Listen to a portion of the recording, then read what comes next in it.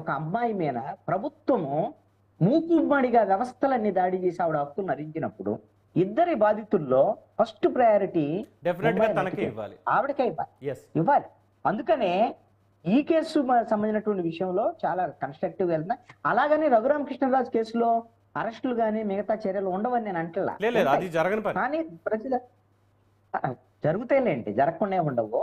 కానీ ప్రతిదీ కూడా కన్స్ట్రక్టివ్ గా ముందుకెళ్లేటువంటి ఆలోచనలో ప్రభుత్వం ఉంది అని నేను అనుకుంటున్నాను. అంతే తప్ప హడావుడిగా ఏదో చేసేసి మళ్ళీ అయిన తర్వాత మనం వాళ్ళకి అవకాశం మళ్ళీ వాళ్ళకి మన తప్పు చేశారు, ప్రభుత్వం వైపు నుంచి తప్పు జరిగింది అనుకోండి, అది వాళ్ళకి అడ్వాంటేజ్ అవుతుంది. అది రాజకీయంగా కూడా అవతల వాళ్ళకి అడ్వాంటేజ్ అయ్యేదానికి అవకాశం. అందుకని ఆచితూచి వ్యవహరిస్తున్నారని నేను అనుకుంటున్నాను. ఒక మాట అండి, చెప్పండి జగదీష్ గారు. ఒక మాట చెప్పండి జగదీష్ గారు. సార్, మన సారు కృష్ణాంజనేయులు గారు మాటలతో నేను ఏకీభవిస్తున్నాను. అలా అని కూటమి ప్రభుత్వానికి కూడా ఒత్తిడి అయితే ఉండాలి. ఇప్పటివరకు జరిగిన దౌర్భాగ్యాలు, ఏదైనా అనుభవించిన బాధితులకు న్యాయం చేయడంలో మన వైపు నుంచి మన గొంతుకు వినిపించాల్సిన అవసరం ఉంది. చూస్తున్నాం వాస్తవంగా నందిగం సురేష్ కావచ్చు, జోగి రమేష్ కావచ్చు, వీళ్ళని అరెస్ట్ చేశారు. ఎక్కడ అత్యుత్సాహం లేదు, సిస్టమేటిక్ గా పోతున్నారు. మీరు సిస్టమేటిక్ గా పోండి, మేము కాదనడం లేదు. మీరు న్యాయం చేయండి. మేము మిమ్మల్ని చట్టాలను ఓవర్టేక్ చేసి చట్టాలను అతిక్రమించి ఆ గత ప్రభుత్వం చేసిన తప్పులు మిమ్మల్ని మేము చేయమని చెప్పడం లేదు. ఖచ్చితంగా బాధితులకి వైసీపీ బాధిత గణన అనేది ఒకటి తీసుకొచ్చి ఆ లెక్కలు తీసి బాధితులకు అండగా ఉండండి. వాళ్ళు ఏం కోల్పోయారో, వాళ్ళు ఏ విధంగా బాధింపడ్డారో వాళ్ళందరికీ న్యాయం చేయండి. అభివృద్ధిని మేము కాదనడం లేదు, మీ అడ్మినిస్ట్రేషన్ మేము కాదనడం లేదు, మీ మంచితనాన్ని మేము కాదనడం లేదు. కానీ పరిధులు దాటి పద్ధతులు వదిలి నీచాన్ని నికృష్టంగా పరిపాలించిన గత ప్రభుత్వ పెద్దలని, అప్పటి అధికారులని, ఆ కుక్కమూతి పిందెల్ని అందరినీ శిక్షించాల్సిన బాధ్యత కూడా ఈ చంద్రబాబు నాయుడికి, మాన్యశ్రీ చంద్రబాబు నాయుడు గారికి ఉంది, ఈ కూటమి ప్రభుత్వానికి ఉంది. ప్రచారంలో మీరు ఇచ్చిన హామీలలో ప్రముఖమైన హామీలు ఏమంటే అమరావతి మహిళలకు జరిగిన అన్యాయం నుంచి కావచ్చు, అదేవిధంగా డాక్టర్ సుధాకర్ విషయం కావచ్చు, అదేవిధంగా అనంతబాబు డ్రైవర్ విషయం కావచ్చు, ఇలా చెప్పుకుంటూ పోతే ఈ కొండవీటి చాటుతంతా ఈ తప్పుల్ని ఖచ్చితంగా మీరు శిక్షించాలి. వాళ్ళని సక్రమైన దారిలో పెట్టాలి.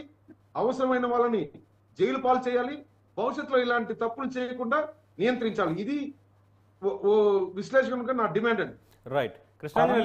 పవన్ గారు ఒక్క పాయింట్ చెప్పండి సార్. నేను జగదీష్ గారు చెప్పిన దానికి కొనసాగింపుకని చెప్తున్నాను. ఈ ప్రభుత్వము ప్రయారిటీస్ విషయంలో అంటే పబ్లిక్ సంబంధించినటువంటి ప్రయారిటీ, ప్రజలకు సంబంధించినటువంటి అంశం ఫస్ట్ ప్రయారిటీ కింద తీసుకుందని నేను అనుకుంటున్నాను. వీళ్ళు తెలుగుదేశము, జనసేన, బీజేపీ వాళ్ళు ప్రతిపక్షంలో ఉండి ఇబ్బందులకు గురయ్యారు. వాళ్ళ పార్టీ వ్యక్తిగతంగా రాజకీయ నాయకులుగా కూడా చాలా ఇబ్బందులకు గురయ్యారు అప్పుడు అధికార పక్షం నుంచి. కానీ ఇప్పుడు ప్రభుత్వము ప్రజల తరపున, అప్పటి ప్రభుత్వము ప్రజలు ఏ విధంగా ఇబ్బందులకు గురయ్యారనేటువంటి అంశము, ఎందుకంటే రెవెన్యూ సదస్సులు అనేటువంటిది ప్రత్యేకంగా ఈ ప్రభుత్వం తీసుకున్నటువంటి అతిపెద్ద నిర్ణయం అనేది ఏమిటి అంటే భూ కుంభకోణాలకు సంబంధించి వైఎస్ఆర్ కాంగ్రెస్ పార్టీ నేతలు అసైన్డ్ భూములు, ప్రభుత్వ భూములు, అదే విధంగా చుక్కల భూములు, 22A సంబంధించినటువంటి భూములు, ఇవన్నిటిని కూడా మొత్తం స్వాహా చేసేసారు. మరి జనాన్ని ప్రైవేటు భూములు కూడా చాలా స్వాహా చేశారు. అలాంటి కొన్ని వేలకు వేలు కంప్లైంట్స్ వచ్చినాయి పిలిస్తే. అందుకని ఫస్ట్ ప్రయారిటీ వాటిని పరిష్కరించేటువంటి దిశగా ప్రయత్నం చేస్తాం. అందుకనే ప్రయారిటీ అనేది ప్రజల కోణం వైపు నుంచి ప్రభుత్వం చూస్తోంది. అందుకనే మిగతా కోణాలు, ఆ మిగతా సమస్యలు తర్వాత వస్తాయని నేను అనుకుంటున్నాను. 100% నేను మీ మాటతో ఏకీభవిస్తున్నాను. అట్ ద సేమ్ టైం ఈ పాయింట్ ఇందాక మీరు అన్నటువంటి మాట, ముఖ్యంగా ఎందుకు కాదంబరి జత్వానీ కేసుకి ప్రయారిటీ ఇవ్వాలి ప్రభుత్వం అన్నప్పుడు, సింపుల్గా ఎవరన్నా మన ఇంటికి ఎవరైనా వస్తానంటే అతిథి దేవో భవ అని ఉంటుందండి. అలాగే ఇక్కడ మన ఇంట్లో ఎవరికైనా అన్యాయం జరిగింది, మన దాంట్లో జరిగింది అంటే మనం చూసుకుంటాం. కానీ పక్కా ఇంటి దగ్గర నుంచి మన దగ్గరకు వచ్చి అన్యాయం జరిగింది అంటే ముందు మన ఇంట్లో కంటే ముందు వాళ్ళది క్లియర్ చేసి, ఎస్ ఇగో వీళ్ళ దగ్గర తప్పు జరగలేదు, వీళ్ళు ఇలాంటి వాళ్ళు కాదు అన్నటువంటి ఒక మచ్చని మన మీద పడకుండా చెరిపేసుకోవడం అనేది చాలా ఇంపార్టెంట్. ఆంధ్రప్రదేశ్ పోలీసులు ఇలాంటి వాళ్ళు అన్నిటికన్నా మహిళ ఒక మహిళ మీద ప్రభుత్వం వ్యవస్థలన్నీ అన్యాయం చేయటం అనేటువంటిది అసలు ఎవ్వరూ ఊహించినటువంటి పరిస్థితి. చాలా షాక్ సార్ ఇది. పవన్ గారు ఇక్కడ కానీ వైసీపీ గవర్నమెంట్ గానీ ఉంటే ఇలాంటి విషయాల్లో వైసీపీ గవర్నమెంట్ నడుస్తూ ఇలాంటి ఒక కేసు కదా దొరుకుంటే ఇంకో మానసిక రోగి దర్శకుడు ఒకడు ఉన్నాడు. వాడు వచ్చి పడిపోయేవాడు. బాంబే బ్లాస్టింగ్ వచ్చి పడినట్టు పడిపోయాడు వాడు. వాడు వచ్చి జత్వాని గారిని ఇంటర్వ్యూ చేసి రేపు ఒక సినిమా తీసేవాడు వాడు. ఆ మానసిక రోగి ముందే తెలుసు వాడికి ఇలాంటివి భవిష్యత్తులో వస్తాయి కాబట్టి నేను ఇంకా పొలిటికల్ సినిమాలు తీరని వాడు ముందే చెప్పేశాడు. వాడికి రావాలి. ఎందుకులేండి ఇప్పుడు దాని గురించి ఎందుకు గానీ బాలకోట గారు కంక్లూడింగ్ ప్లీజ్. కాదాంబరి విషయం వెలుగులోకి ఎలా వచ్చింది? కాదాంబరి సంఘటన ఆంధ్రప్రదేశ్లో ఐపీఎస్ అధికారులు ఒక సినిమా నటి మీద ఇలా ప్రవర్తించారని తెలుగు ప్రపంచానికి కానీ మీకు కానీ నాకు కానీ ఎలా తెలిసింది? ఎవరు చెప్పారు? కూటమి పార్టీ చెప్పిందా? ఎమ్మెల్యేలు చెప్పారా? ప్రతిపక్ష పార్టీలను బయటకు తీసినాయా? ఎలా వచ్చింది నేను అడుగుతున్నా. పవన్ గారు చెప్పండి, మీరు చెప్పండి ఎలా వచ్చిందంటారు? ఇంత సోయమరిచి నిద్రపోతున్నాము. గత 5 ఏళ్ల పరిపాలనలో జరిగిన దాష్టీకాల మీద అంత సోయమరిచి నిద్రపోతున్నాము. బాంబేలో ఆనందహరి అని ఒక పత్రిక కాదంబరి విషయాన్ని ఆ పత్రిక రాసింది. అది స్వాతంత్రోద్యమ కాలం నుంచి ఉన్న పత్రిక. పత్రిక ఆనందహరి. ఆ పత్రిక ప్రచురించిన తర్వాత ఆ పత్రికను ఫాలో అయ్యి ప్రధానమైన పత్రికలో మన తెలుగు పత్రికల్లో లోపల పేజీలో వచ్చింది, ఫస్ట్ పేజీలో కూడా కాదు. ఆ లోపల పేజీలో వచ్చిన అంశాన్ని మీడియా ఓన్ చేసుకుంది, ప్రధానంగా TV5 మూర్తి. మాలాంటి వాళ్ళందరం కూడా కాదంబరిని బయటికి తెచ్చి మీడియాలో బహిరంగంగా మాట్లాడించగలిగాం. అప్పుడు ఆ అమ్మాయి ధైర్యం తెచ్చుకొని తన ఆవేదన చెప్పింది. ఆమె ఆవేదన చెప్పిన తర్వాతే కూటమి ప్రభుత్వం ఒక కమిషనర్, ఒక పోలీస్ అధికారిని బాంబే పంపించి ధైర్యం చెప్పి నీకు జరిగిన అన్యాయం చెప్పమ్మా, ప్రభుత్వం మారింది, మేము అండగా ఉంటామని భరోసా ఇస్తే ఆ అమ్మాయి ఆంధ్రప్రదేశ్ వచ్చింది. రైట్, ఇది జరిగిన విషయం.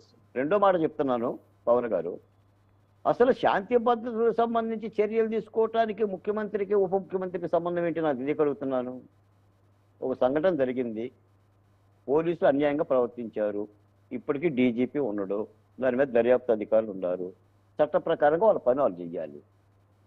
ప్రతిదానికి ప్రభుత్వానికి ఏం సంబంధం? చట్టాలు పనిచేయవా? అంటే ముఖ్యమంత్రులు చెప్తే అరెస్టులు చేస్తారా, ఉప ముఖ్యమంత్రులు చెప్తే అరెస్ట్ చేస్తారా? వాళ్ళ పని వాళ్ళు చెయ్యాలి. బాధ్యత తీసుకుంటామని చెప్పారండి కోటయ్య గారు, మీరు మర్చిపోయారు. ఎన్నికల సమయంలో మేము బాధ్యత తీసుకుంటాం, కాదండి, వాళ్ళు తీసుకున్నా తీసుకోకపోయినా చట్టం తన పని డీజీపీ ఎందుకున్నాడు? పరిశీలించడానికే కదా, ఆయన పని ఆయన చెయ్యాలి కదా. అది బాలకోటయ్య గారు ఇందాక మీ పాయింట్ వారి పాయింట్ కూడా అర్థమైంది. ఎందుకంటే డీజీపీ ఉన్నారు, చట్టం తన పని చేసుకుపోవాలంటే ఒక మాట వినండి. పిడుక్కు బియ్యానికి ముఖ్యమంత్రి సమాధానం చెప్పడు. చట్టాలు ఉన్నాయి, వ్యవస్థలు ఉన్నాయి, అధికారులు ఉన్నారు, వాళ్ళ పని వాళ్ళు చెయ్యాలి. ఎంఆర్ఓ పని ఎంఆర్ఓ చేయాలి, ఎండిఓ పని. అదేనండి దౌర్భాగ్యం ఆంధ్రప్రదేశ్ లో దౌర్భాగ్యం అదే కూడా ఆంధ్రప్రదేశ్ లో దౌర్భాగ్యం అదే. గత 5 ఏళ్లలో కూడా చేయాల్సింది, చెప్పాల్సింది, చెందాల్సింది అంతా కేవలం ఏకస్వామ్యం. పవన్ గారు మనం కూడా రాజకీయాల్లో పడిపోయాము. ఇంకో మాట కూడా చెప్తున్నా, స్టిల్ ఎప్పటికీ కూడా ఆ ఎంఆర్ మీద వ్యక్తిగత హననం చేస్తున్నారు. వినండి, పతితని పేరు పెడుతున్నారు. ఎందుకు తీసుకోవద్దు చట్టం చర్యలు? ఎందుకు ఆ పత్రిక నోటీస్ ఇవ్వదు? ఎవడిచ్చాడు వాళ్ళకి హక్కు?